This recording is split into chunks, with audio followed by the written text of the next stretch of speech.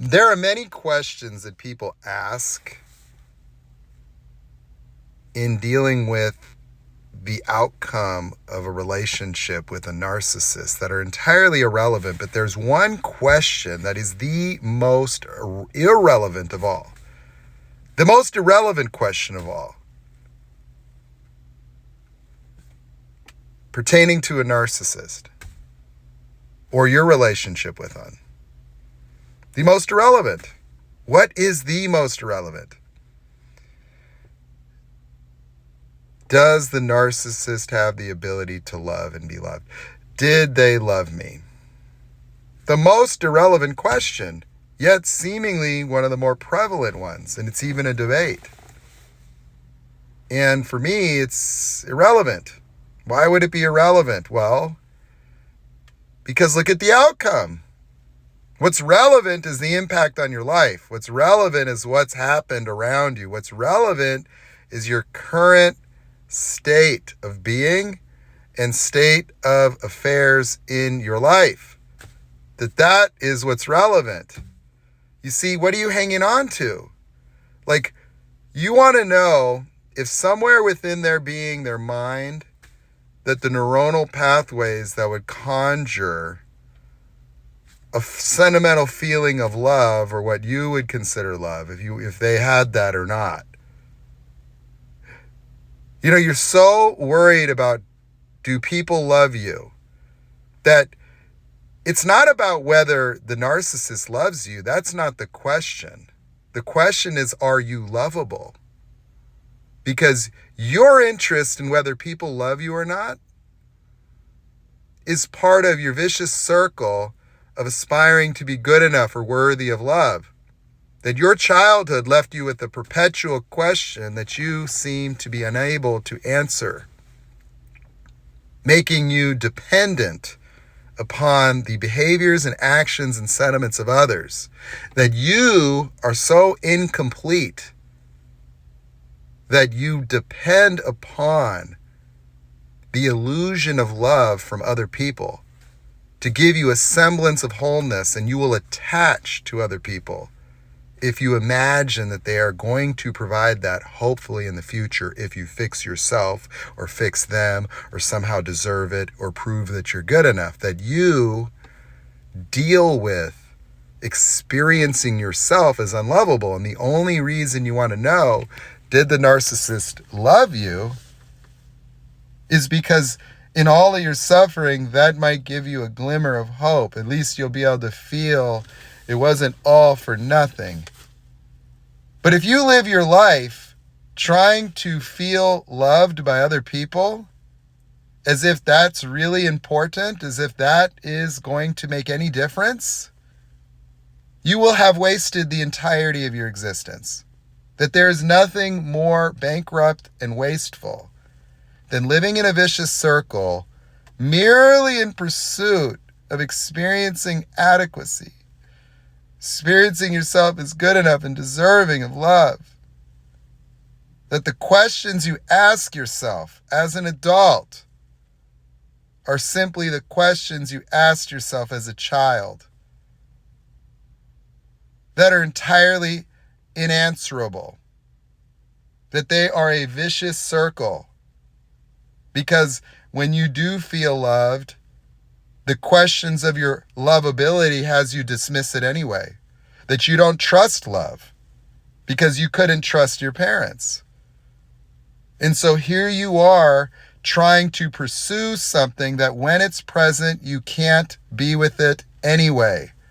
That you have not dealt with the fact that you realize and recognize yourself as damaged and broken and unworthy and not good enough. And therefore you are trying to establish your own sense of self-worth and value through the gaze and reflection of other people. And as long as you are doing that, you will continue to suffer at the hands of others by surrendering the power to them, that they are now in charge of how you feel about yourself. That if then they love you, then you are lovable and you are whole. If they don't love you, then you are broken, undeserving, and worthless. And so you will break yourself many times over simply in pursuit of the meaninglessness of somebody else's emotional state in reference to you, and somehow find yourself attracted to the people that are entirely incapable. And it makes no difference if they did or they didn't, because how somebody feels about you, what does that got to do with you? What does somebody else's emotional capabilities, capacities, and ability to recognize and value and empathize with you have to do with you? Nothing. That you are making somebody else's pathology somehow meaningful in asserting your identity. That you are being afflicted and affected by somebody operating in a pathological, predictable way that's inescapable for them, and you seem to desire to use that to generate an experience of your own self, one that informs you that you need to fix that over there before you can be worthy of love. Before you are deserving, you need to make that happy.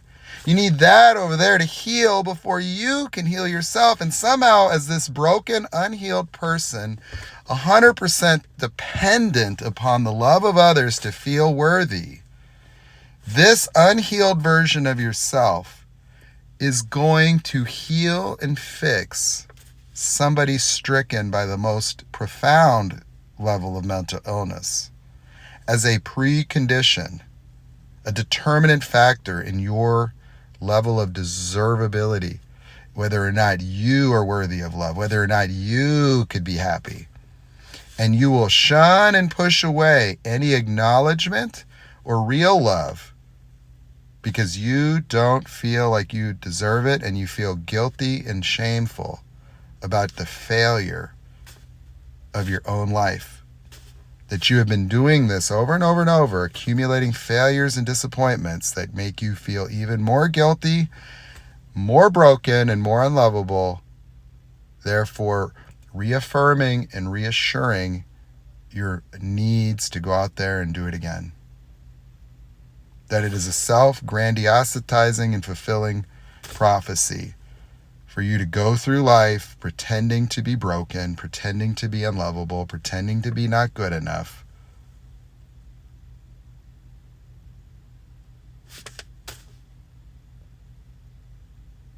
And that's it.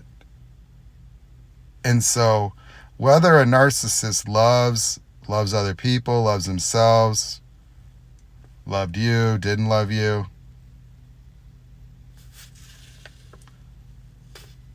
who the fuck cares? You know? Yeah. Did Judas, I don't know, did he love Jesus at some point? I don't know. Like, it makes no difference. You're just asking the questions of your 5-year-old self. And it's about time you go back and you forgive your 5-year-old self for making your parents' behavior mean that you were not good enough, that you were not lovable, that as a small child, you decided that what your parents were doing and how they were treating you meant something about yourself, that you made it mean something about yourself first. And ever since you did that, you've been trying to disprove what you said about yourself. You've been trying to overcome it. You've been trying to fix it, and you've been pretending the whole time that it has something to do with what they did, something to do with what they said, something to do with this world. You've been being a victim. because this world and these people have simply been echoing or doing things and saying things that remind you that you are unlovable, not good enough, and broken, which are all things that